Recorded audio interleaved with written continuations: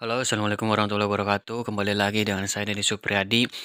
Nah, untuk kawan-kawan semua, di video kali ini kita masih akan membahas kaitannya dengan kisi-kisi ataupun terkait dengan soal rekrutmen tes PPK dan PPS untuk tahun 2022 ini.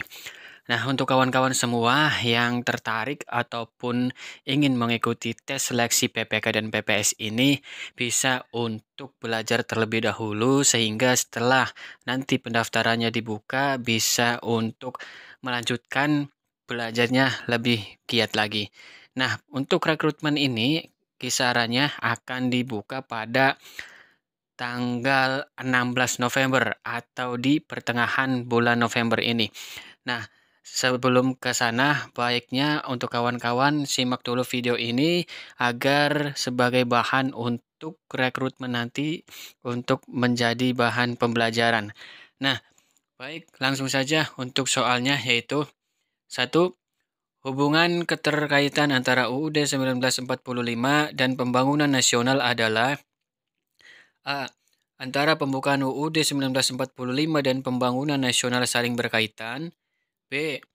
Pembukaan UUD 1945 memuat rumusan pembangunan nasional. C. Pembukaan UUD 1945 merupakan bagian yang terpisah dari pembangunan nasional. D. Pembangunan nasional merupakan pelaksanaan dari cita-cita nasional yang terkandung dalam pembukaan UUD 1945. Rumusan pembangunan nasional tersirat dalam pembukaan UUD 1945. Jawaban yang benar adalah D. Pembangunan nasional merupakan pelaksanaan dari cita-cita nasional yang terkandung dalam pembukaan UUD 1945.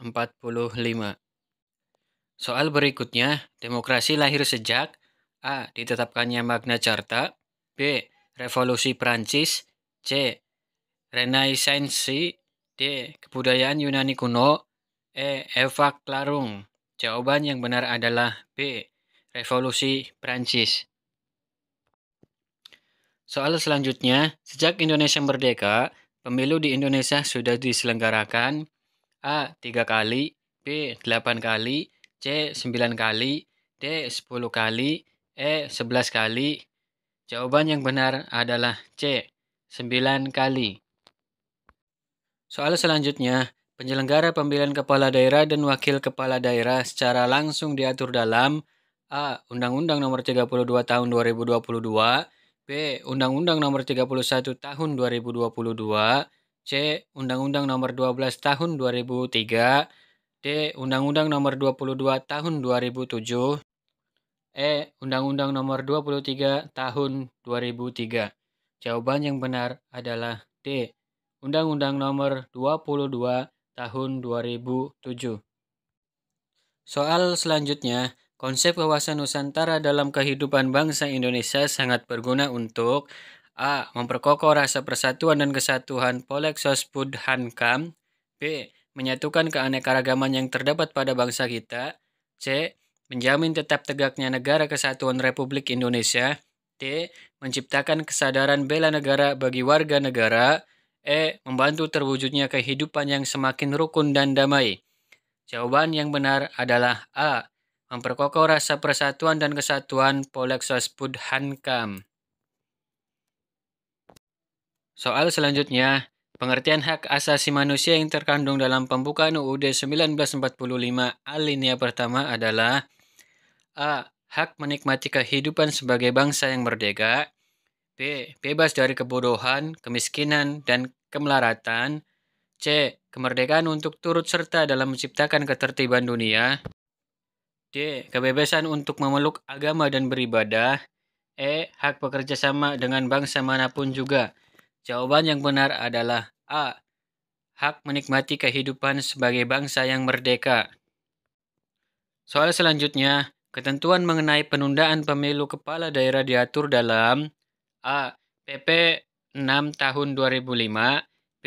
UU nomor 32 tahun 2004, C. PP 6 tahun 2005 Junto PP 17 tahun 2005, D.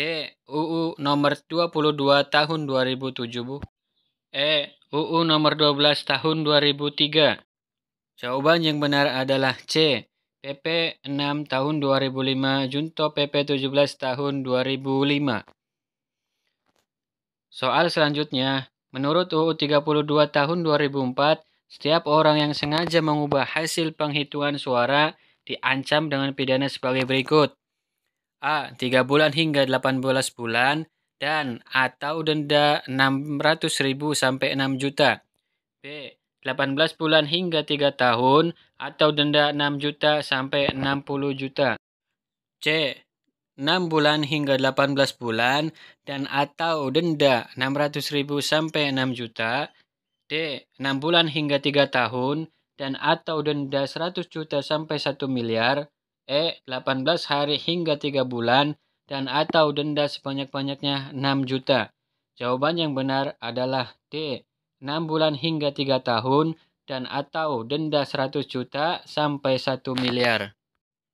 Soal selanjutnya, apabila sebuah parpol pengusung pasangan calon dalam pemilu kepala daerah mengajukan lebih dari satu pasangan calon, di mana dokumen pencalonan ditandatangani oleh nama ketua dan sekretaris parpol yang sama. Menurut UU 32 tahun 2004, maka A. Pada saat pendaftaran langsung ditolak. B. Pada saat pendaftaran diterima, lalu diverifikasi di DPP. C. Pada saat pendaftaran ditolak dan tidak boleh mengajukan pasangan calon baru.